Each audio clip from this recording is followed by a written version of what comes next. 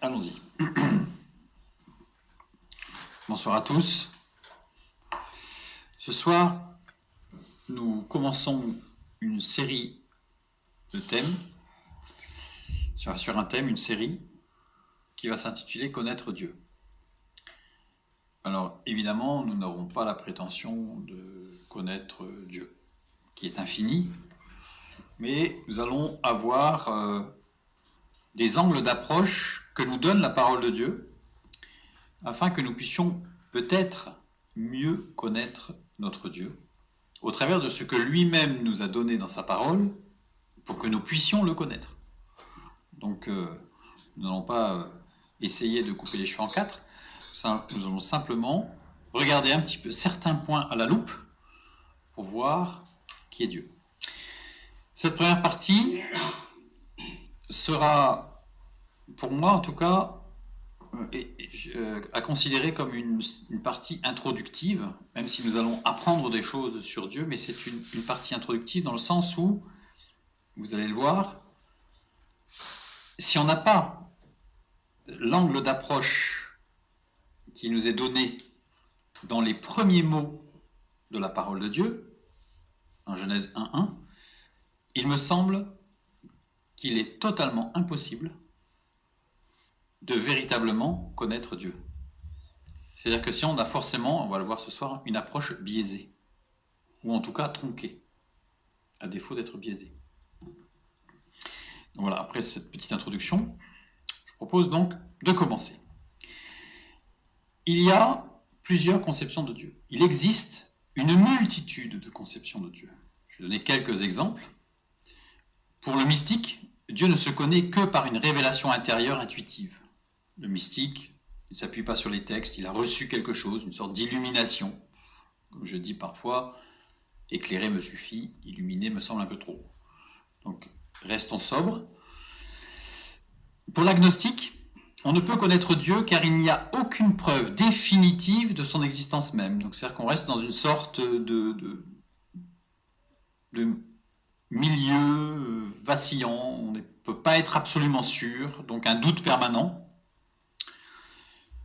Pour le déiste, Dieu existe, mais ne peut être connu en tant qu'être transcendant, indéfinissable, et n'interagissant pas avec le monde. C'est-à-dire qu'il existe un Dieu, mais il n'interagit pas avec le monde, il est loin, il a créé les choses, et puis il est parti, il n'est plus là. C'est le déiste. Pour le théiste, Dieu, régisseur de l'univers, ne peut être connu qu'au travers d'une pratique qui n'est pas nécessairement religieuse. Je peux apprendre à connaître Dieu au travers de la science, au travers d'une pratique de méditation. Enfin, il y a toutes sortes de méthodes qui vont nous amener à connaître le Dieu qui régit l'univers. Pour l'apathéiste, la question de l'existence ou de l'inexistence de Dieu ne possède pas d'intérêt ni d'utilité pratique.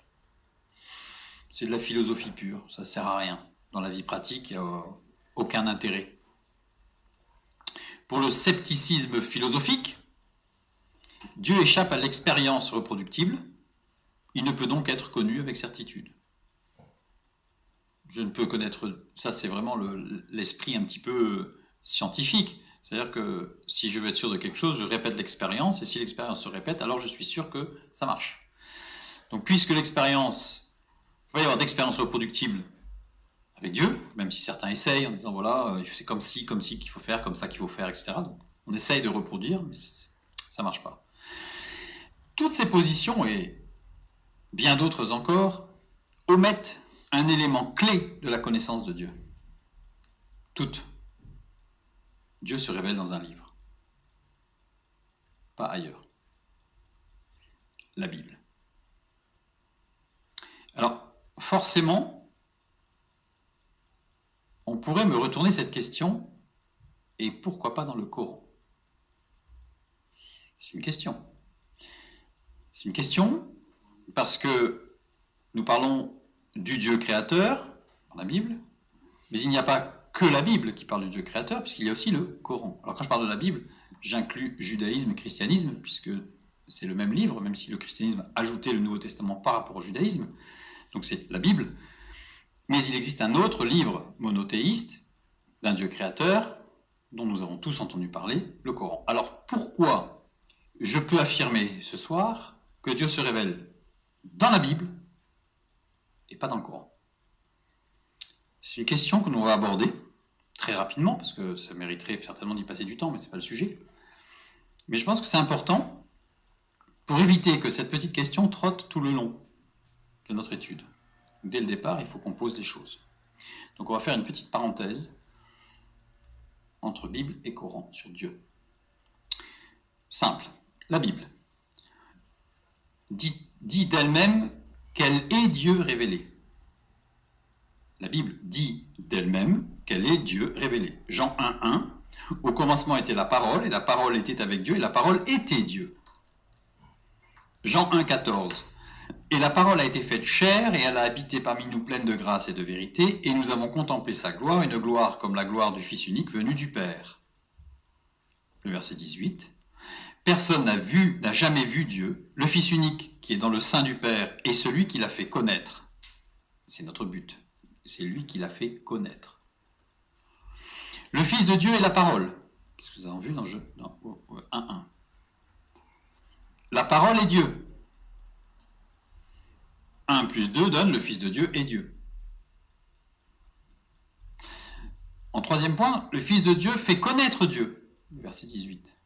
Donc si je rajoute 1, 2 et 3, la parole est Dieu et fait connaître Dieu. Donc la Bible dit d'elle-même qu'elle fait connaître Dieu. Elle permet de connaître Dieu. Maintenant le Coran. Le Coran dit de lui-même qu'il est une révélation de Dieu. Sourate 96, qui s'appelle l'adhérence, le verset 1. Alors, pourquoi je prends la sourate 96? Parce que la sourate 96 est la première sourate révélée selon la tradition islamique. C'est la première. Bon, elle a été référencée 96, mais c'est la première révélée, soi-disant. Il est écrit ceci, lis ou récite au nom de ton Seigneur qui a créé. Alors, on va comparer ce qui est dit. Lis ou récite, akra, qui dérive de kara. Coran, c'est Quran, dérive du verbe kara aussi. Le même. Et ce verbe, kara, veut dire lire, réciter ou rassembler, collecter.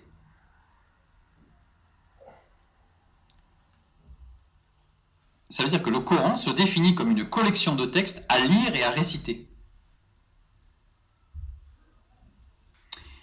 Coran vient de la racine arabe, alors je ne vais pas vous la prononcer, mais en français ça fait QR, l'équivalent. Ce qui est intéressant, c'est que l'arabe et l'hébreu ont les mêmes racines sémitiques, c'est-à-dire les mêmes racines biconsonantiques. Donc on retrouve en fait les mêmes racines.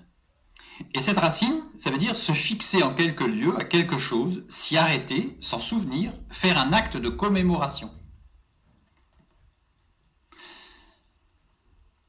Ça veut dire quoi? Ça veut dire que le terme Quran, ou Coran, a été créé pour faire penser aux récitations pratiquées par les communautés juives ou chrétiennes et donner un caractère sacré et religieux au texte coranique. Ça veut dire qu'il implique systématiquement qu'on se rappelle de quelque chose qu'il y avait avant. Qu'est-ce qu'il y avait avant? La Bible, ou la Torah, si on veut être restrictif au niveau du Pentateuque, les 5 premiers livres de la Bible. J'ai mis les références par rapport à tout ce que je viens de dire sur Quran, parce que ça nécessiterait évidemment des heures pour détailler toute chose, mais j'ai mis les références dans la bibliographie à la fin, pour ceux que ça intéresserait. Le terme biblique, qui vient du grec ancien ta biblia, ou les livres, donc c'est un terme non biblique, la Bible. C'est intéressant. Quran, c'est un terme coranique. Bible, ou biblia en grec, ou biblion, n'est pas un terme biblique. C'est un terme qui a été inventé ou ajouté ou accolé au texte biblique par la suite. Ce texte biblique est réparti en 2 grandes parties. L'Ancien Testament, le Nouveau Testament, qui s'articulent toutes les deux, ces 2 parties, autour de la Torah. La Torah, le Pentateuque, les 5 premiers livres de la Bible, dans lesquels on trouve les 10 commandements, dont on va parler tout à l'heure, et que Jésus va reprendre à maintes reprises. Il va reprendre les textes du Pentateuque, donc de la Torah. Torah, en hébreu, Torah, qui veut dire littéralement notice d'emploi. Les deux premières lettres qui forment le mot Torah, c'est livre ou écrit, ce qui est gravé, ce qui est écrit. Et les deux dernières lettres, action de faire voir, de rendre visible, de faire connaître. C'est le livre qui fait connaître, d'où la notice d'emploi. La notice d'emploi, c'est bien l'écrit qui permet de connaître, pour pouvoir être utilisé.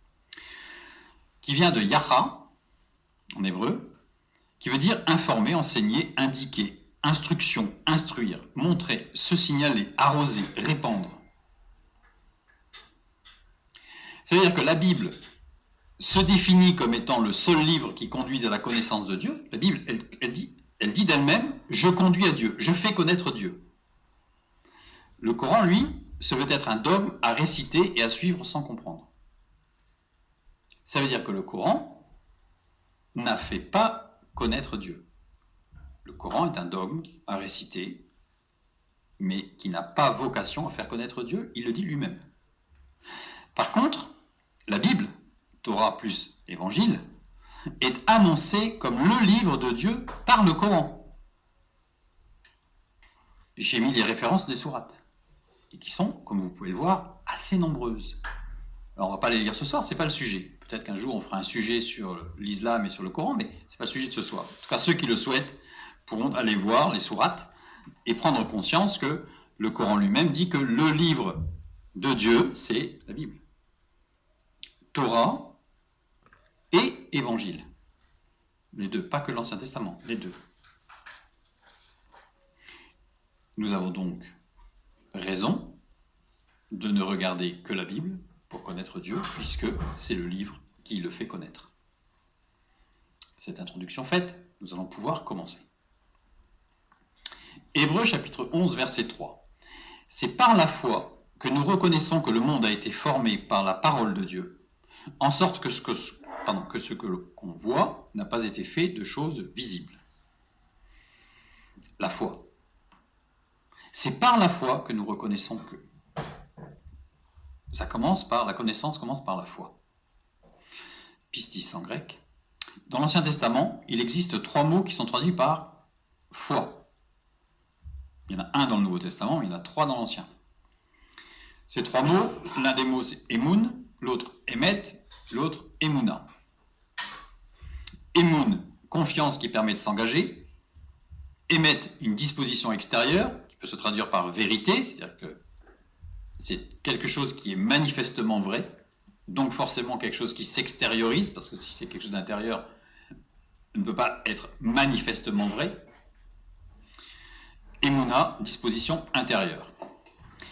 Emun correspond à la parole, c'est-à-dire un engagement, un témoignage. Je m'engage, je dis quelque chose, et cette parole m'engage. Surtout quand elle est associée à une action vraie. Elle-même associée à de l'écoute intérieure. Donc on a 3 aspects. Engagement, action, écoute. Parole, action, écoute. Petit détour vers la sociologie.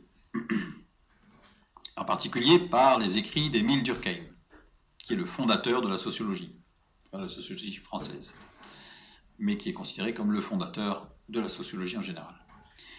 Donc j'ai mis ces dates, 1858, 1917, fin 19e siècle, début 20e, issu d'une lignée de 8 générations de rabbins. Il est agnostique et refuse de devenir rabbin. Évidemment, en tant qu'agnostique, c'était difficile de devenir rabbin. Évidemment. Donc il va rompre avec cette tradition familiale de rabbin.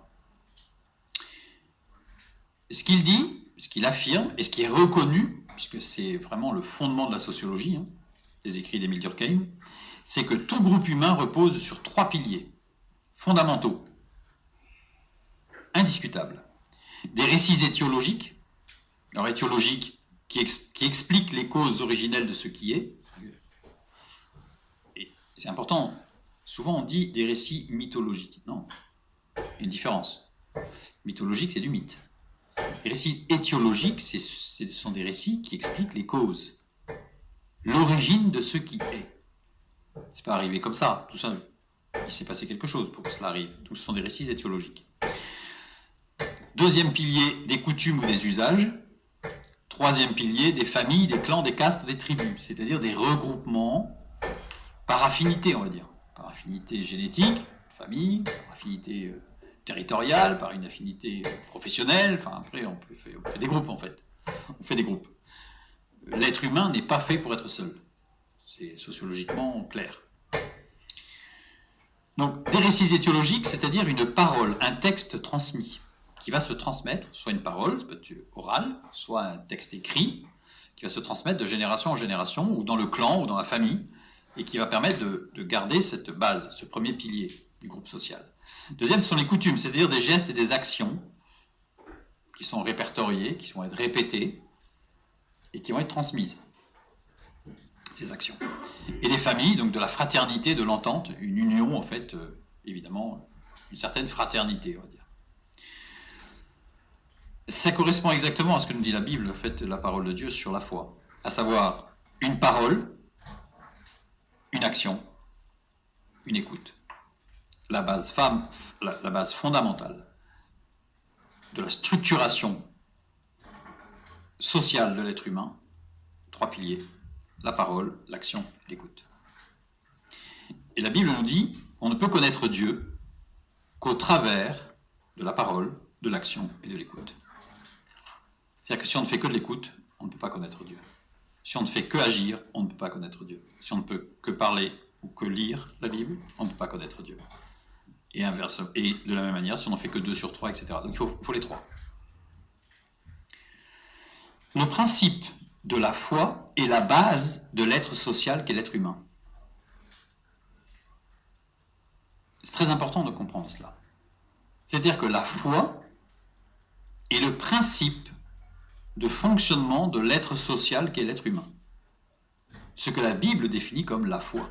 Évidemment, le problème, une fois de plus, de ce mot foi, c'est qu'il a été christianisé. C'est-à-dire qu'on l'a vidé de son sens originel, de l'Ancien Testament, pour l'adopter à des dogmes qui aujourd'hui sont vidés de sens et qui plaquent des idéologies plus qu'une véritable relation.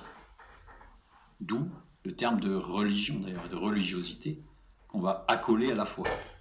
Mais bibliquement, la foi est quelque chose de très pratique. Je parle, j'écoute et j'agis. Et d'ailleurs, c'est pour ça que ce principe de foi se décline à tous les niveaux relationnels. Évidemment, dans la relation avec Dieu. C'est le sens même, je dirais, numéro 1 de la Bible. Mais aussi dans la relation humaine et dans la relation de couple. C'est aussi l'un des sens de la Bible. Dans la relation familiale. S'il n'y a pas de parole et d'action et d'écoute ensemble, il n'y a pas de famille. Puis s'il n'y a pas de groupe social qui va se retrouver dans la fraternité, dans le geste et dans la parole. Dans la relation amicale, de la même manière, évidemment à des degrés différents. C'est pas du tout la même chose entre le couple, la famille, les amis, la relation professionnelle. Et c'est pour ça que dans la parole de Dieu, on a plusieurs mots, par exemple, pour le mot amour. Dans le Nouveau Testament, en grec, il y a au moins 7 mots différents, qui sont malheureusement traduits par le français « j'aime », le verbe « aimer ». Mais là encore, malheureusement, la traduction amène une détérioration profonde du sens. Parce que quand il est parlé de l'amour dans la relation avec Dieu, c'est agapé, en grec. Quand il est parlé de l'amour dans le couple, c'est eunoia. Quand il est parlé de l'amour au niveau familial, c'est storge. Quand il est parlé de l'amour au niveau amical, c'est philia. Quand il est parlé de la relation professionnelle, on ne va pas employer le mot amour, parce que le mot français amour dans la relation professionnelle, en fait, n'est pas approprié. On va plutôt parler de estime, par exemple, et eugenia, en grec. Donc, vous voyez, tout ça, ça se décline, en fait, mais à chaque fois, il s'agit de ce que la Bible définit comme étant la foi, c'est-à-dire les 3 piliers fondamentaux d'une relation sociale. Évidemment, la première construction de cette relation sociale, c'est avec Dieu. Et c'est elle qui va permettre de structurer toutes les autres. C'est ce que nous affirme la parole de Dieu. Et ce que nous vivons, bien sûr. Et ici, dans Hébreux 11.3, maintenant qu'on a compris tout ce qu'il y a derrière ce petit mot de 3 lettres, foi, c'est rigolo, les 3 lettres, les 3 piliers, c'est par la foi que nous connaissons que le monde a été formé par la parole de Dieu. Et là, le mot parole, on aurait pu s'attendre à ce soit logos, comme dans Jean chapitre 1, verset 1, le logos.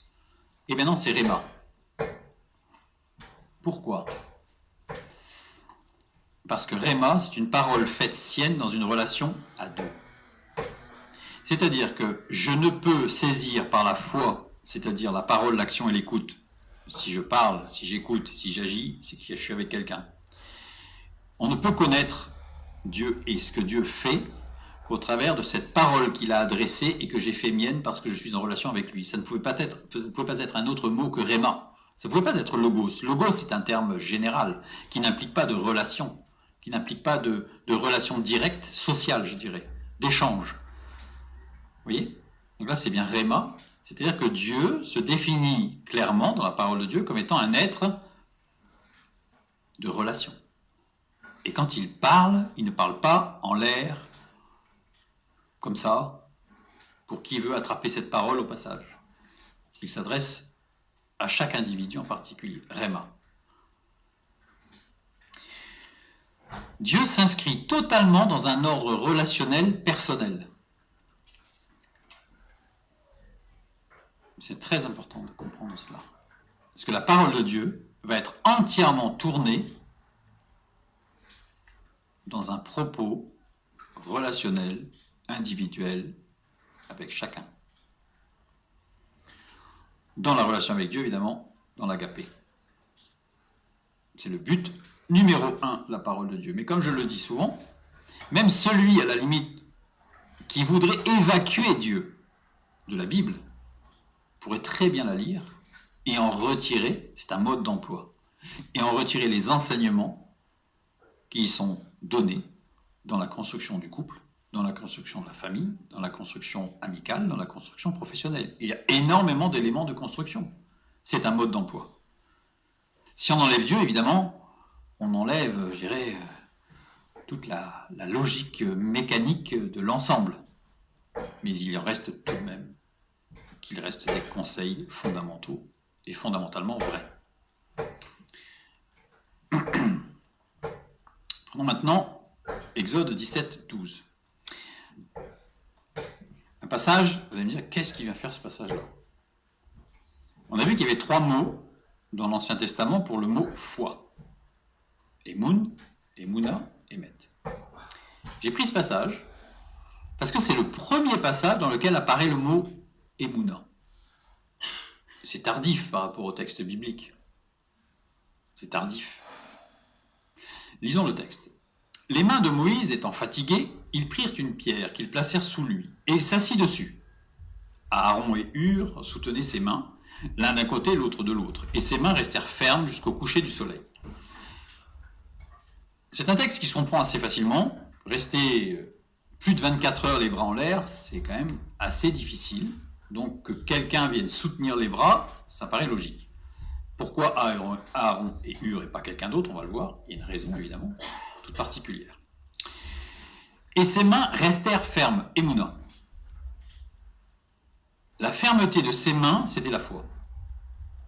Mais ce n'était pas émettre, ce n'était pas la foi de l'action, c'était la foi de l'écoute.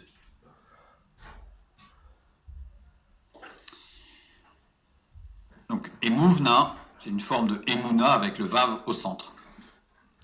Emouna, expression de la dimension de l'écoute de la foi. C'est-à-dire que c'est l'un des 3 axes, c'est l'écoute. C'est pas l'action. On aurait pu penser à ce que ce soit émettre. L'action, en fait, puisqu'il lève les mains, c'est une action quand même physique. Et non, c'est Emouna. Le vav central, c'est le symbole de l'homme. Moïse est exactement au centre, il est entre Aaron et Hur. Moïse, c'est qui ? C'est l'homme qui écoutait Dieu. Aaron, c'est qui ? C'est l'homme qui parlait de la part de Dieu. Hur, c'est qui ? Lisons Exode chapitre 31, versets 2 et 3. Sache que j'ai choisi Betsaléel, fils de Uri, fils de Hur, de la tribu de Juda. Je l'ai rempli de l'Esprit de Dieu, de sagesse, d'intelligence et de savoir pour toutes sortes d'ouvrages. Hur, c'est le symbole de la famille qui œuvre, qui travaille, qui agit. Nous avons l'action. L'homme représentant le savoir-faire, l'action, nous avons les trois piliers. Nous avons les trois piliers. La victoire du peuple d'Israël ne pouvait être effective que s'il y avait les trois piliers. L'écoute, la parole, l'action. Sans cela, pas de victoire. Seule l'action concertée des trois hommes pouvait donner la victoire au peuple de Dieu. Seule l'écoute, l'action et la parole peuvent nous donner la victoire. Prenons 2 Timothée, chapitre 3, versets 14 à 16. Toi, donc c'est Paul qui parle à Timothée, un jeune, toi demeure dans les choses que tu as apprises et reconnues certaines, sachant de qui tu les as apprises. Dès ton enfance, tu connais les saintes lettres qui peuvent te rendre sage à salut par la foi en Jésus-Christ. Toute écriture est inspirée de Dieu et utile pour enseigner, pour convaincre, pour corriger, pour instruire dans la justice, afin que l'homme de Dieu soit accompli et propre à toute bonne œuvre. Nous voyons quoi? Demeure dans les choses que tu as apprises implique une attitude intérieure d'écoute, parce que si tu les as apprises, c'est que tu les as entendues. Surtout à l'époque. Tu connais les saintes lettres qui peuvent te rendre sage à salut en Jésus-Christ. Implique une parole extérieure donnée, les saintes lettres. C'est-à-dire qu'il avait de l'écrit, il avait la parole de Dieu, il avait l'écrit. Utile pour enseigner, pour convaincre, pour corriger, pour instruire dans la justice, implique un échange avec le dialogue, parce que quand on enseigne, on échange. Quand on convainc quelqu'un, on échange. Quand on corrige, on échange. Pour instruire dans la justice, on échange. On est forcément face à quelqu'un. Soit accompli et propre à toute bonne œuvre, on a l'action. Seule une foi entière peut amener la maturité. En fait, on voit bien que toute la parole de Dieu est centrée sur, je dirais, le relationnel, ayant pour base la foi, sur ces trois axes. Bien trop souvent, on entend parler de la foi sur un axe, parfois deux, rarement trois. Si vous prenez un tabouret, si vous voulez que ce soit stable, il vaut mieux 3 pieds.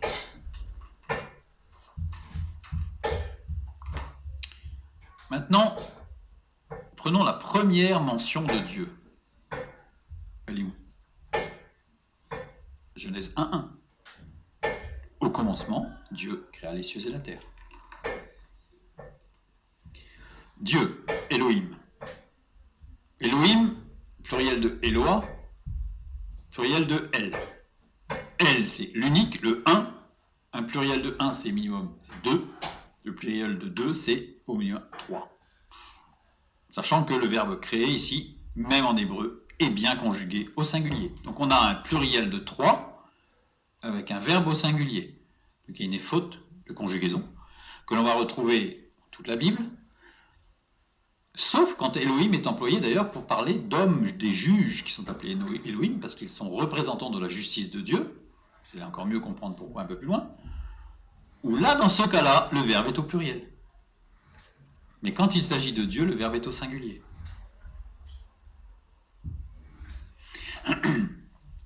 Le premier mot utilisé dans la Bible, commençant par la lettre Aleph.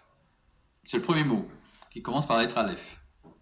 Ce n'est pas le premier mot de la Bible, Elohim, mais c'est le premier mot qui commence par la lettre Aleph. Aleph, valeur numérique 1. L'unique, l'unicité. Seul mot désignant Dieu dans le récit de la création de Genèse chapitre 1. On n'a que Elohim dans Genèse chapitre 1. Et à la fin du récit de la création ex nihilo de toutes choses, le Genèse 2:4, on a « Voici les origines des cieux et de la terre quand ils furent créés, lorsque l'Éternel Dieu fit une terre et les cieux. » Là, ça y est, intervient un autre nom, le Dieu, Yahvé, le tétragramme, juxtaposé à Elohim. L'Éternel Dieu, Yahvé Elohim. Elohim, il est le créateur du monde, celui qui fait exister. Genèse chapitre 1, il n'y a que Elohim. Tout ce qui a été créé de rien, qui a été façonné, qui a été géré, c'est Elohim. Yahvé, celui qui est et qui fait être. Genèse chapitre 2 et chapitre 3. Mot désignant Dieu dans le récit de la relation de l'homme et de la femme entre eux et avec la création de Genèse 2 et 3. C'est l'Éternel. Dès qu'il y est question de relationnel, c'est Yahvé. dès qu'il est question de puissance créatrice, c'est Elohim. Elohim, mot désignant Dieu dans le récit de la création matérielle de toute chose, y compris de l'être humain, mais sans aucune notion relationnelle. Aucune notion relationnelle dans Genèse 1. Il a créé l'homme.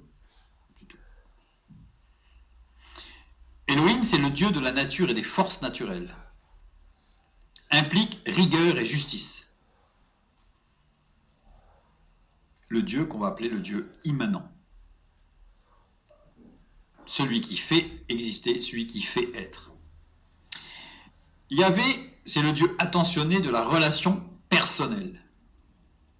Implique amour et relation. Le Dieu transcendant. Celui qui fait être. Il est le créateur du monde. Le Dieu immanent. Dieu est source intrinsèque de toute chose. Il est immanent. Il est la source de toute chose. Il est réalité intangible, immuable. Sinon, il n'est pas immanent. Transcendant. Dieu est source extérieure de toute chose. C'est-à-dire que certains pensent que Dieu, il est dans la nature. C'est-à-dire que chaque arbre est un partie de Dieu, que c'est de l'énergie qui se diffuse. Pas du tout. Là, dans ce cas-là, il n'est que immanent. Mais il est aussi transcendant, c'est-à-dire qu'il est extérieur à sa création. Il n'est pas impliqué, il n'est pas partie prenante de sa création, il est totalement extérieur. Lui-même étant incréé. Il n'a pas de cause. Il est la cause de toute chose, mais il n'a pas de cause. Donc sa transcendance est extrêmement importante. Dieu est réalité sans commencement ni fin. Sinon, il n'est pas transcendant. Il peut être immanent, mais pas transcendant. Prenons Colossiens chapitre 1, versets 16 et 17. Car en lui ont été créées toutes les choses qui sont dans les cieux et sur la terre, les visibles et les invisibles, les trônes, dignités, dominations, autorités. Tout a été créé par lui et pour lui. Il est avant toute chose et toute chose subsiste en lui. Nous avons quoi?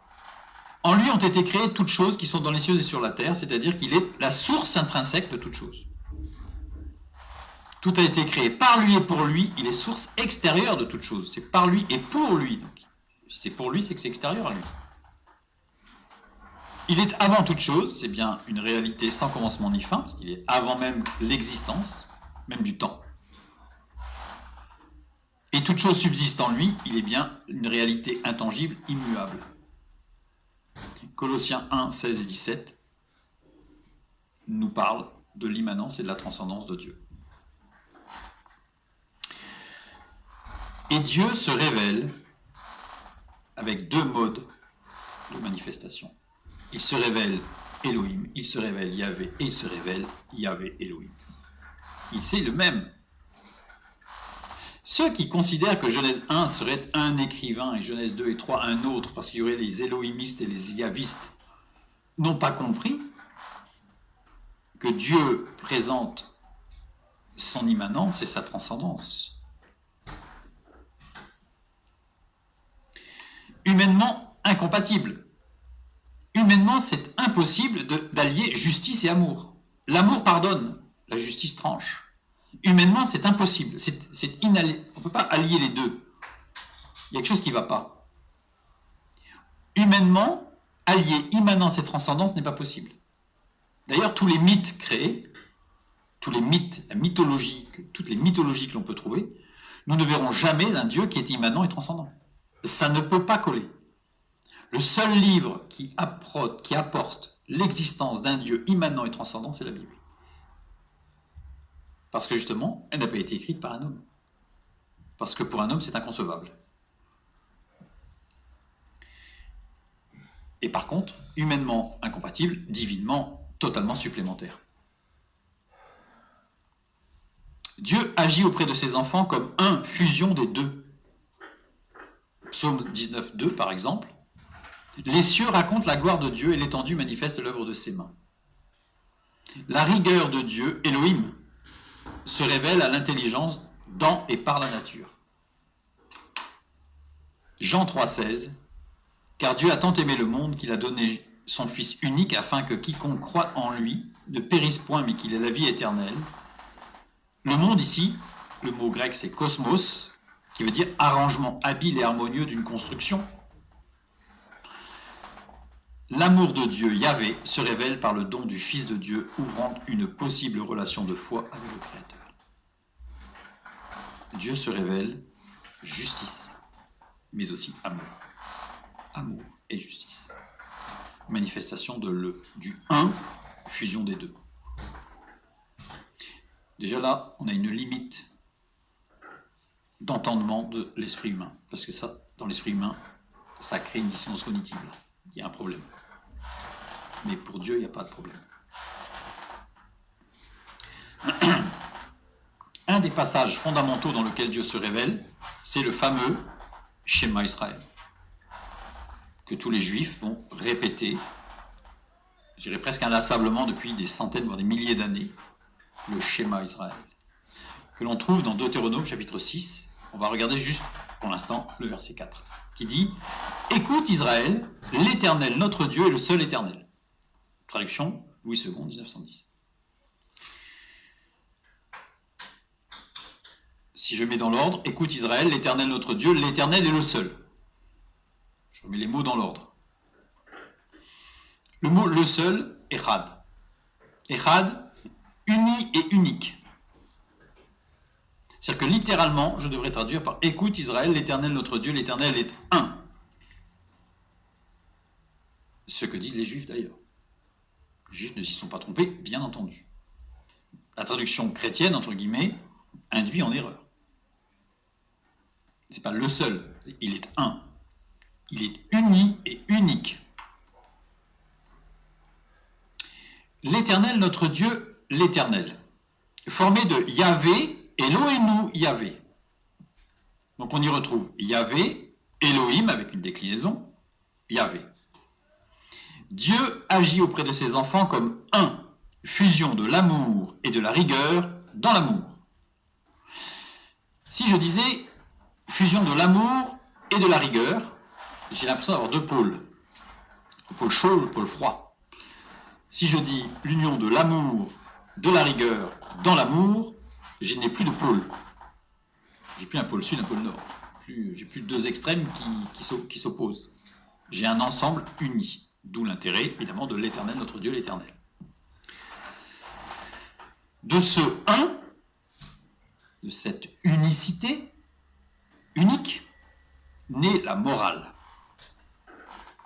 La morale peut se définir succinctement comme agir comme si tu aimais. La morale, si je réfléchis à ce qu'est la morale, on pourrait essayer de la synthétiser, la résumer, en disant agis comme si tu aimais.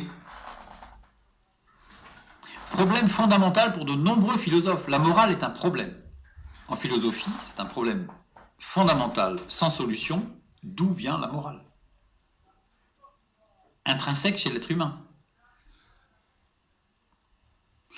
Pour Nietzsche, l'homme ne peut résoudre le problème de la coexistence, de la transcendance et de l'immanence. C'est le problème, transcendance et immanence en même temps. Donc vous avez des philosophes qui vont dire Dieu est immanent, et des philosophes qui vont dire Dieu est transcendant. Mais vous ne trouverez pas de philosophie qui vont allier les deux. Ce n'est pas possible. Et ça crée des conflits philosophiques. Toute la Bible exprime cette unité et unicité de Dieu, cette supplémentarité divine de la transcendance et de l'immanence. Pas complémentarité, supplémentarité. Il y a des choses qui sont communes. Et c'est là que notre esprit, entre guillemets, il disjoncte. Ça colle pas. Mais Dieu est parfait. La notion que nous avons de l'amour est forcément imparfaite. La notion que nous avons de la justice est forcément imparfaite. Pourquoi ? Pour avoir une justice parfaite, il faudrait tout connaître. Tous les tenants et les aboutissants depuis toujours, ce qui est totalement impossible. Pour avoir une notion complète de l'amour, là aussi, il faudrait pouvoir impliquer l'amour dans toutes les relations, à tous les niveaux, ce qui est humainement impossible. Pour Dieu n'est pas impossible. D'où l'évidence, je dirais, de la supplémentarité de la transcendance et de l'immanence. Quand je dis toute la Bible, je dirais en particulier la Torah, ce fameux mode d'emploi, ce cœur battant de la Bible. Et dès le premier verset, vous allez me dire, oui mais non, tout à l'heure on a vu que c'était Elohim, il n'y a pas Yahvé. Le Yahvé c'est que au chapitre 2. Comment est-ce qu'on peut dire que dès le premier verset? Prenons le premier verset, Genèse 1.1. Au commencement, Dieu créa les cieux et la terre. Je mets les mots dans le bon ordre, une fois de plus, en hébreu, c'est-à-dire au commencement, créa Dieu les cieux et la terre. Et ce changement change tout. Au commencement, Bereshit. Créa Bacha. Dieu Elohim. Bereshit, première lettre, Beit, qui veut dire dans ou par, et Reshit, principe, le principe. Bacha, les deux premières lettres, Bach, fils de Aleph, qui symbolise dans toute la parole de Dieu, Dieu le un, Elohim. Ça veut dire que, donc, fils de Dieu, expression de Yahvé, on a vu tout à l'heure, la manifestation de l'amour de Dieu, donc de Yahvé, c'est le don de son fils. C'est son fils unique. Donc ici, en plein cœur, dès le deuxième mot, qui veut dire créer, évidemment, par le Logos, qui est lui-même le Fils de Dieu, Jean chapitre 1. On voit que tout est lié, bien entendu. Quand on vient de me dire que c'est plusieurs auteurs qui ont fait ça, des siècles d'écart, et qui, par l'intelligence, ont réussi à construire un texte à peu près cohérent, on est plus que dans à peu près cohérent, on est dans la perfection, qui exclut totalement une gestion humaine à des siècles d'intervalle. Donc, le deuxième mot, expression de Yahvé, manifestation de l'amour relationnel par excellence, l'amour du Père et du Fils, l'amour filial. L'amour relationnel, et non pas fusionnel. L'amour relationnel par excellence. Et donc, ici, j'ai quoi? Littéralement, dans le principe de la filiation, de l'amour et de la relation se trouve le Créateur Elohim. C'est les trois premiers mots de la Bible. Je recommence parce que c'est fort, c'est profond. C'est-à-dire que les trois premiers mots de la Bible, littéralement, peuvent être lus comme étant dans le principe ou par le principe de la filiation, c'est-à-dire de l'amour et de la relation, se trouve le Créateur Elohim, la justice. Dès le départ, on a tout. Ni la Torah, ni la Bible ne sont des livres de morale ou de loi. Si on supprime la transcendance divine de ces livres, ils deviennent des manuels de morale. Si on supprime l'immanence divine de ces livres, ils deviennent des manuels de loi. Dieu, dans ce cas-là, si on supprime la transcendance, Dieu devient un moralisateur. Thomas d'Aquin dira « La Torah est une loi morale qui revient à la loi naturelle. » Il avait supprimé la transcendance de Dieu. On nous dit que c'est un grand philosophe, Thomas d'Aquin. Il n'aurait pas dû faire de philosophie, parce que la philosophie ne peut pas allier transcendance et immanence. Thomas d'Aquin a retiré la transcendance, et forcément il en arrive à la conclusion que la Torah est une loi morale, c'est de la morale. Et si on supprime l'immanence, bien Dieu devient un juge tyrannique, le père fouettard. Mendelssohn a dit « La Torah est une loi révélée ». J'ai pris deux exemples, Thomas d'Aquin et Mendelssohn, mais on peut prendre tous les autres philosophes qui ont parlé de la Bible, et il y en a beaucoup. Et bien tous, ils ont soit supprimé la transcendance, soit supprimé l'immanence. Et ils arrivent à la conclusion que soit que la Bible est une morale, ça fait la morale à l'humanité, soit que la Bible est une loi lourde à porter. Mais si on inclut la transcendance et l'immanence, alors c'est pas du tout le cas. On a un livre qui nous parle de relations. Pas du tout la même chose. Je reprends Genèse 1.1. Au commencement, Dieu créa les cieux et la terre. Dieu créa. Donc dès le premier verset, Dieu se révèle comme le Dieu de la nature. C'est lui qui a créé toute chose. Il est le Dieu de la nature. Elohim. Au commencement, dès le premier verset, Dieu se révèle comme le Dieu de l'histoire. Il y a un début. Et la cause du début, c'est qui? C'est Dieu. Il existe des choses. La cause de ces choses, c'est qui? C'est Dieu. Dieu est le Dieu de l'histoire et le Dieu de la nature. Colossiens 1,16. Car en lui ont été créées toutes les choses qui sont dans les cieux et sur la terre, les visibles et les invisibles, trône, dignité, domination, autorité. Tout a été créé par lui et pour lui. Il est la cause du commencement. Et il sera la cause de la fin. C'est pas l'homme qui sera la cause de la fin, c'est Dieu. Ecclésiaste 3:11. Il fait toutes choses bonnes en son temps, même il a mis dans leur cœur la pensée de l'éternité, bien que l'homme ne puisse pas saisir l'œuvre que Dieu fait du commencement jusqu'à la fin. C'est Dieu qui fait du commencement jusqu'à la fin. Donc la théologie qui dit que Dieu a créé et que Dieu il est tout triste parce que l'homme fait n'importe quoi et qu'en fait Dieu va être obligé de mettre un point final parce que c'est l'homme sinon qui va... Non. C'est Dieu gère tout du commencement jusqu'à la fin. Il est le Dieu de l'histoire, il est le Dieu de la nature. Regardons les 10 commandements. Alors, les 10 commandements, le mot traduit par commandement, c'est Adévarim, qui veut dire littéralement la parole unifiante avec un S à parole. C'est-à-dire qu'en fait, il y a un problème là encore de syntaxe, parce que c'est une seule parole composée de 10 paroles. Donc, on ne peut pas se séparer en fait. C'est-à-dire qu'il faut vraiment prendre l'ensemble. Exode 20, chapitre 2 à 17. Je suis l'Éternel ton Dieu qui t'ai fait sortir du pays d'Égypte, de la maison de servitude. Tu n'auras point d'autre Dieu devant ma face. Tu ne te feras point d'image taillée ni de représentation quelconque des choses. Là, j'ai supprimé une partie du texte pour garder vraiment chacune des 10 paroles dans leur essence. Tu ne prendras point le nom de l'Éternel ton Dieu en vain. Souviens-toi du jour du repos pour le sanctifier. Tu travailleras 6 jours et tu feras ton ouvrage. Car en 6 jours, l'Éternel a fait les cieux, la terre et la mer et tout ce qui est contenu. Et il s'est reposé le 7e jour. C'est pourquoi l'Éternel a béni le jour du repos et l'a sanctifié. Honore ton père et ta mère comme l'Éternel ton Dieu te l'a ordonné. Tu ne tueras point, tu ne commettras point d'adultère, tu ne déroberas point, tu ne porteras point de faux témoignages contre ton prochain, tu ne convoiteras point la maison de ton prochain. Donc là, on a les 10 paroles de Exode chapitre 20. Regardons-le d'un peu plus près, rapidement. Le signataire de ces 10 paroles se désigne lui-même comme le Dieu de l'histoire. Ton Dieu qui t'a fait sortir du pays d'Égypte. Là, il donne pas, c'est pas la nature, là. Il donne une date, là. Il donne un élément historique, fondamental, fondateur du peuple d'Israël. Dès le départ, je suis l'Éternel, le Dieu de l'histoire. Le signataire de ces 10 paroles se désigne lui-même comme le Dieu de la nature. Car en 6 jours, j'ai fait les cieux, la terre et la mer et tout ce qui s'y trouve. Donc dans ces 10 paroles, on a tout. Dieu de la nature et Dieu de l'histoire.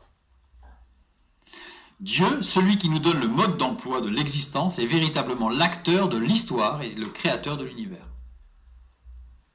Dans les 10 paroles, c'est clair.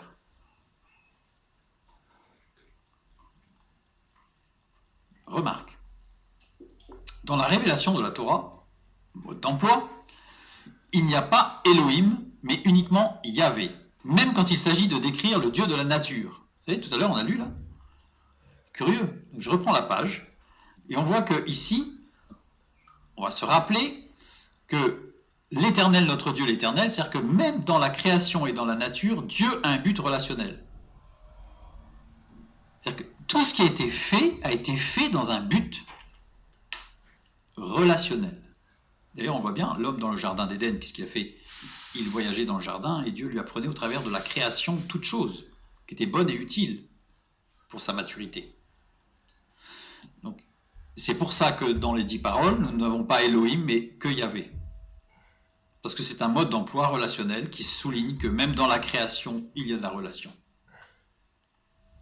Romains 1, 19 et 20, l'apôtre Paul le souligne, puisqu'il dit « Car ce qu'on peut connaître de Dieu est manifeste pour eux, Dieu le leur ayant fait connaître. En effet, les perfections invisibles de Dieu, sa puissance éternelle et sa divinité se voient comme à l'œil depuis la création du monde quand on les considère dans ses ouvrages. » Considérons les fêtes de l'Éternel maintenant. Je vais un peu rapidement, parce que nous n'aurons pas tout, sinon nous n'aurions pas le temps de tout voir, mais maintenant les fêtes de l'Éternel.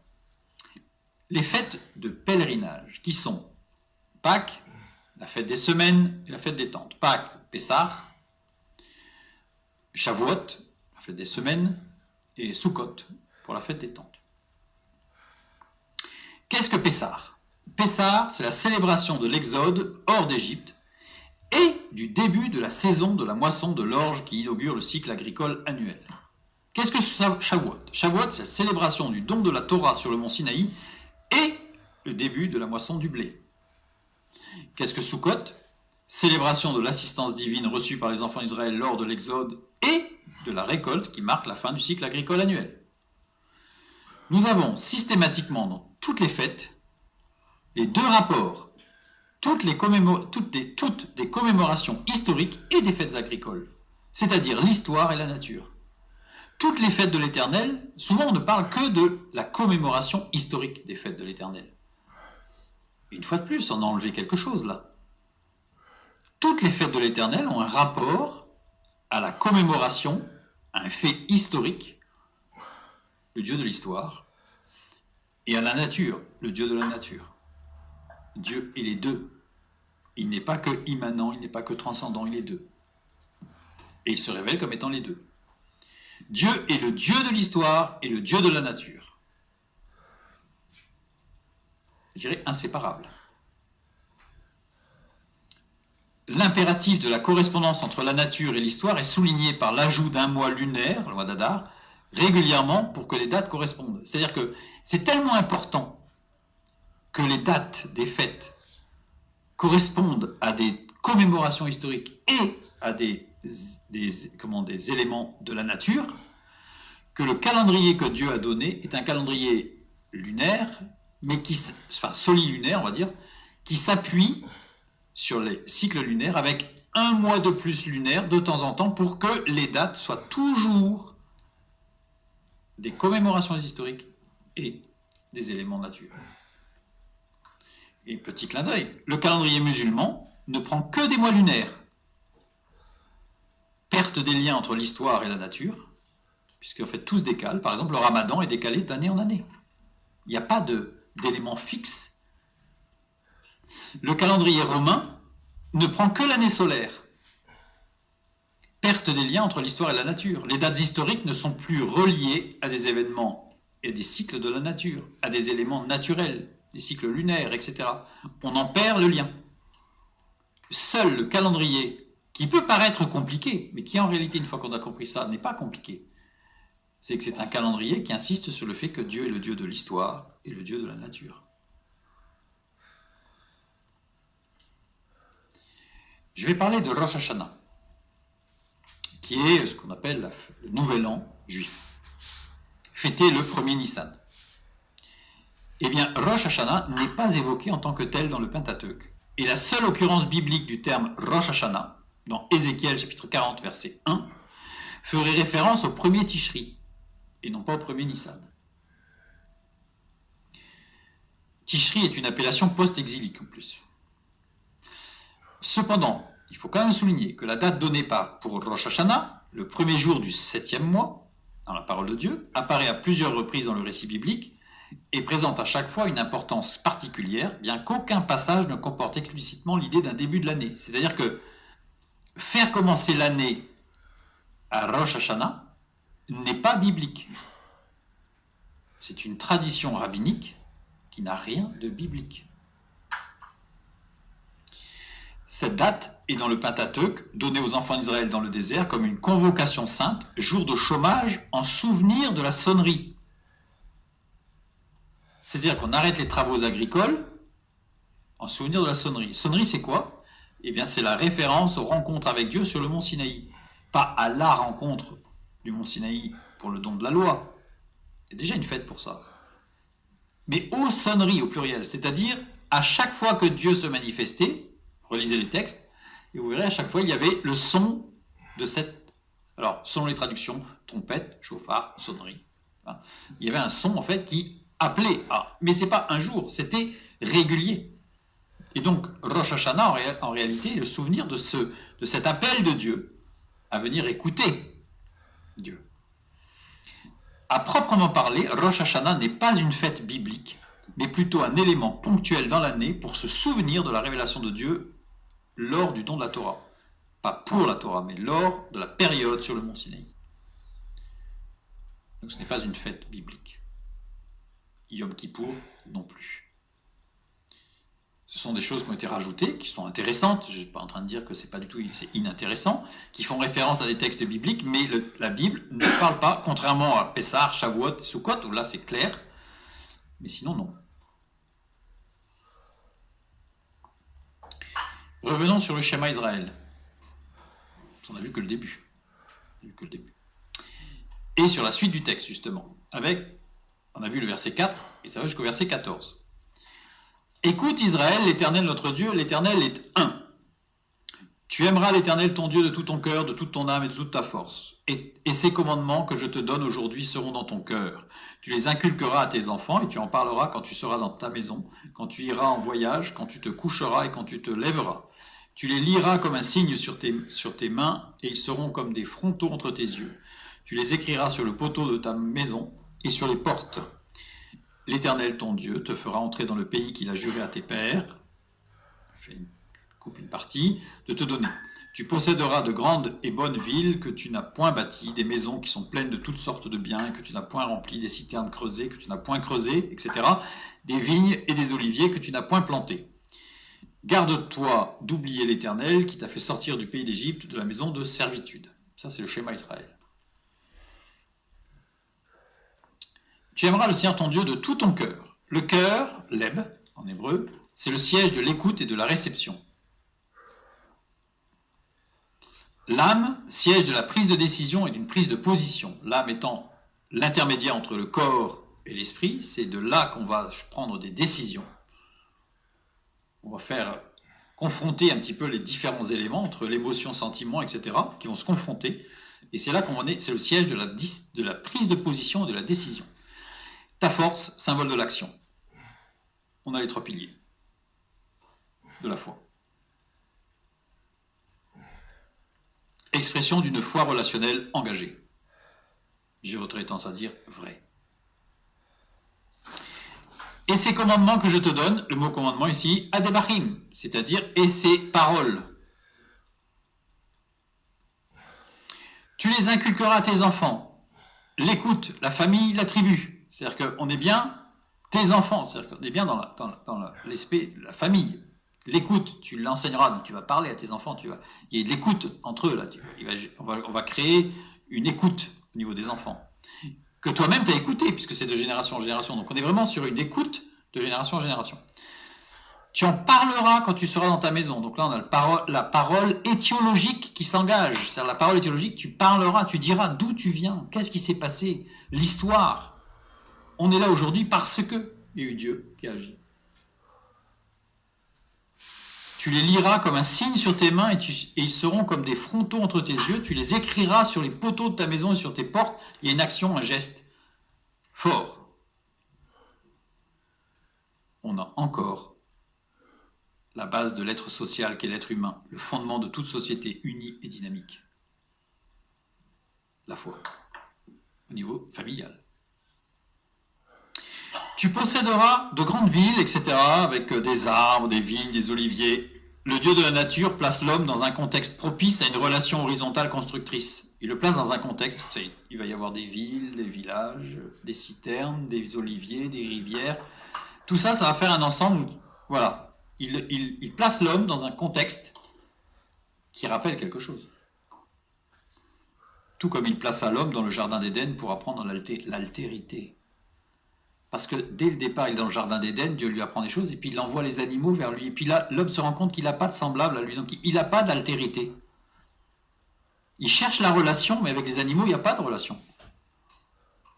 Et c'est là qu'il va prendre conscience de la nécessaire altérité avec la femme que Dieu veut lui donner.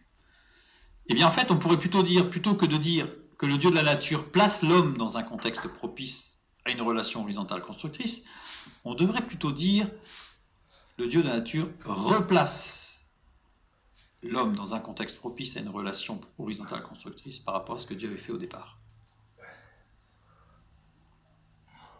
L'Éternel, ton Dieu, te fera entrer dans le pays qu'il a juré à tes pères de te donner. L'Éternel, c'est celui qui t'a fait sortir du pays d'Égypte. Le Dieu de l'histoire replace toutes ses actions dans le temps. Il n'est pas que le Dieu de la nature, il n'est pas que le Dieu de l'histoire, il est les deux.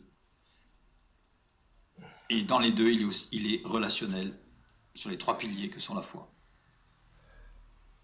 Je dirais, entre guillemets, ça c'est notre Dieu. Il est le commencement et la fin de toute histoire. Et remarquez bien que là, cette fois-ci, je m'ai mis de l'histoire avec un grand H. Il est le commencement et la fin de chacune de nos histoires. Il est le Dieu de l'histoire avec un grand H, mais il est aussi le Dieu de chacune de nos histoires.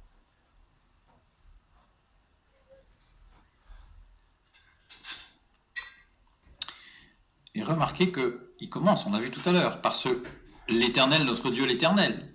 Ça veut dire que Dieu, le Dieu de l'histoire et le Dieu de la nature, agit auprès de ses enfants comme un, fusion de l'amour et de la rigueur dans l'amour, pour qu'ils redeviennent un aussi dans une construction relationnelle de foi, c'est-à-dire écoute, dialogue, action, en retrouvant son image et sa ressemblance dont ils étaient porteurs lorsqu'il les créa. Et il est le seul à pouvoir le faire. C'est un plan d'action. Si c'est un homme qui donne ça, on dit que c'est utopiste. Mais c'est Dieu qui le donne. Donc on n'est pas dans l'utopie. On est dans une promesse de vie divine. Extraordinaire. Humainement extraordinaire. Divinement ordinaire. Écoute, Israël, l'Éternel, notre Dieu, l'Éternel est un. Le schéma commence par Dieu parle. Il incombe à l'homme d'écouter, mais Dieu parle. Deuxième partie, c'est tout ce qui concerne l'homme. L'homme agit en fonction, avec l'aide de Dieu, bien sûr, mais il agit en fonction de ce que Dieu a dit. On a Dieu parle, l'homme écoute, l'homme agit. On est véritablement dans une relation à deux. C'est pas l'homme qui parle, qui écoute et qui agit tout seul. Là, on a une première partie, Dieu parle, l'homme écoute, l'homme agit, avec l'aide de Dieu, bien sûr. Et on continue. Dieu promet son intervention. Je te ferai rentrer dans le pays promis, où tu trouveras ceci, cela, il y aura ceci, il y aura cela, c'est Dieu qui promet. Garde-toi d'oublier l'Éternel. L'homme écoute. Et qui t'a fait sortir du pays d'Égypte, rappelle que Dieu a agi. Dieu promet, c'est-à-dire qu'il parle. L'homme écoute, Dieu agit. On est dans une dynamique relationnelle, je dirais bijective, c'est-à-dire que ça va dans les deux sens. Il y a des échanges en fait permanents, mais celui qui a la parole, c'est Dieu. Pas l'homme. Quand on parle d'une construction relationnelle de foi, écoute, dialogue, action, on l'a bien défini ici.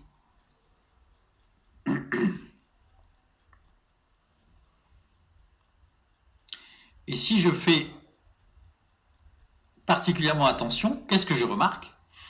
Je remarque qu'au commencement, c'est Dieu, à la fin, c'est Dieu. Il est bien au commencement et à la fin de toute histoire.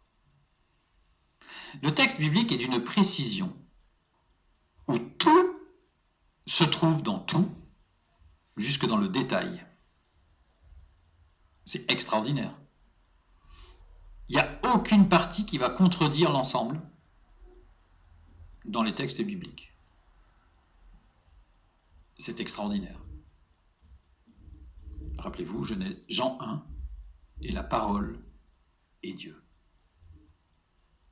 Ce n'est pas un livre, c'est la parole de Dieu. Je reviens sur une des pages précédentes, toujours sur les deux modes de manifestation de Dieu.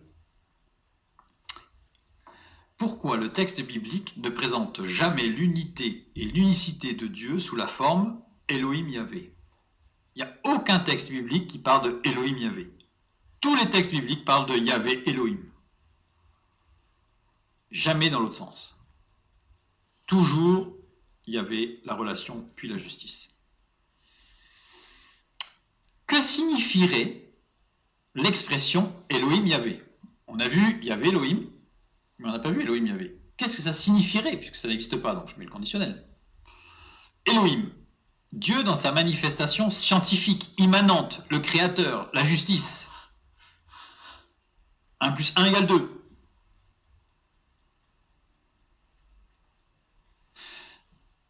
Alors 1 plus 1 égale 2, c'est dans un espace mathématique classique. 1 plus 1 n'est pas forcément égal à 2 en mathématiques. Pour ceux qui maîtrisent les mathématiques, je fais cette petite parenthèse. Parce qu'on peut démontrer en mathématiques que 1 plus 1 plus 1, ça fait 1. Mais c'est dans un univers mathématique qui dépasse celui qu'on apprend au collège. Voilà.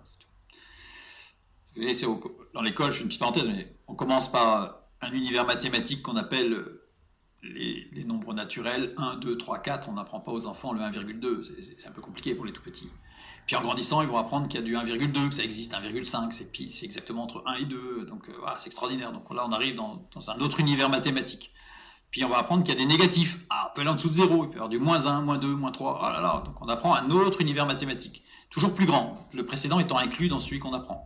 Puis après, on va aller plus loin. Après, par exemple, ceux qui connaissent un petit peu, on peut apprendre les nombres complexes, qui sont un univers encore plus grand. Puis après, on peut aller encore plus grand, puis encore plus grand. Puis il y a l'univers des transfinis, qui est encore un univers mathématique encore beaucoup plus grand, et dans lequel 1 plus 1 plus 1, ça fait 1. Mais pas forcément. Bref, fermons la parenthèse. Donc ici, que signifie Elohim, Yahvé? Alors, Elohim, on a vu, Dieu dans sa manifestation scientifique immanente. Yahvé, Dieu dans sa manifestation relationnelle transcendante. Le siècle des Lumières s'est appuyé sur la formule « Dieu est mathématicien ». Qui c'est qui a dit ça? C'est Galilée. Galilée a réduit Dieu à son immanence, comme Descartes, Spinoza, Diderot, Voltaire et bien d'autres. Voltaire, quand il a dit « Il n'y a pas d'horloge sans horloger », Dieu est l'horloger de l'univers. Il ne parlait pas de la transcendance de Dieu, il parlait de l'immanence. Percevant la perfection de la nature, ces scientifiques, ces philosophes scientifiques, parce qu'au siècle des Lumières, c'est des philosophes scientifiques, ils arrivèrent à la conclusion que les malheurs de vivre pouvaient être vaincus par les mêmes procédés qui réussissent en mathématiques, en physique, en chimie et en mathématiques, etc., etc. Ça veut dire, en faisant de la psychologie, on vaincra les angoisses. En faisant de la sociologie, on vaincra les conflits. En faisant de l'économie, on vaincra les famines. En faisant de la biologie, on vaincra les maladies. Et en faisant de la science, on fera l'amour. On fera de l'amour. Bref, voilà. Ça, c'est la science qu'on retrouve encore aujourd'hui. L'homme est convaincu qu'en faisant de l'économie, il vaincra les problèmes de famine et les problèmes économiques. L'homme est convaincu qu'en faisant de la psychologie, il vaincra les angoisses de l'homme. L'homme cherche avec Elohim, il était convaincu qu'il allait trouver Yahvé. Mais ça ne marche pas comme ça. Non. Non. C'est avec la foi relationnelle que l'on trouve la science. Et c'est pas avec la science qu'on trouvera la foi. C'est pas avec la science qu'on va construire une relation de couple. C'est pas avec la science qu'on va construire une relation familiale. Fût-elle cette science psychologique, psychosociale, tout ce qu'on veut. C'est avec la foi qu'on va construire la science. Et pas l'inverse. Psaume 19, les versets 2 à 7. Les cieux racontent la gloire de Dieu et l'étendue manifeste l'œuvre de ses mains. Le jour en instruit un autre jour, la nuit en donne connaissance à une autre nuit. Ce n'est pas un langage, ce ne sont pas des paroles dont le son ne soit point entendu. Leur retentissement parcourt toute la terre. Leurs accents vont en des extrémités du monde, où il a dressé une tente pour le soleil. Et le soleil, semblable à un époux qui sort de sa chambre, s'élance dans la carrière avec la joie d'un héros. C'était fascinant, ça, pour l'homme, de voir la régularité de la nature, la régularité du soleil, la régularité de la lune, la régularité des étoiles, des planètes, des cycles, des saisons, des plantes, etc. C'est extraordinaire. Il se lève à une extrémité des cieux, il achève sa course à l'autre extrémité, rien ne se dérobe à sa chaleur. La loi de l'Éternel est parfaite, elle restaure l'âme. Le témoignage de l'Éternel est véritable, il rend sage l'ignorant. Donc ici on voit bien qu'il y a Dieu au départ, puis l'Éternel, mais pourquoi? Parce que Elohim pointe vers Yahvé, ne révèle pas Yahvé, mais pointe vers Yahvé. C'est-à-dire qu'au travers de cette perfection de la nature, il paraît logique et évident qu'il y a un Dieu attentionné. Mais ça ne dit pas qui est ce Dieu attentionné. Proverbe 1,7. La crainte de l'Éternel est le commencement de la science. Les insensés méprisent la sagesse et l'instruction. La crainte de l'Éternel est le commencement de la science. Yahvé fait connaître Elohim. C'est bien la foi qui fait connaître la science.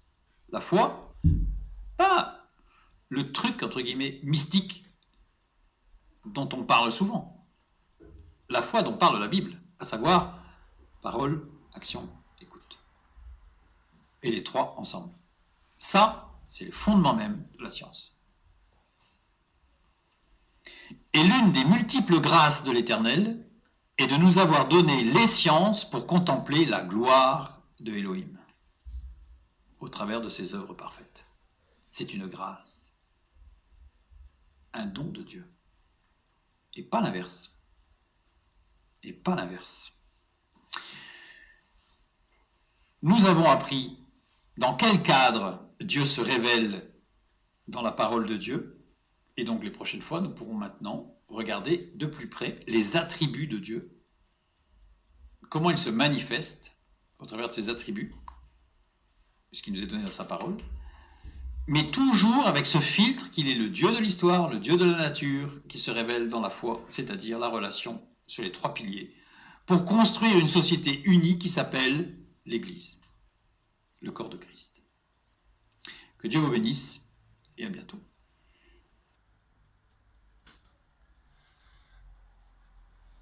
Voilà, quatrième et dernière concernant la muscu. Alors les deux derniers bouquins que j'ai montrés, ce sont des romans, hein, mais toutes les explications scientifiques sont exactes, il y a les sources, etc. Petit détail, quand je fais les abdos, je ne tire pas sur ma tête, enfin je ne tire pas ma tête vers le thorax, hein, c'est très dangereux. Je dépose ma tête sur mes mains, d'accord? Allez, bah, comme disait l'autre, que Dieu vous bénisse et informez-vous. Salut!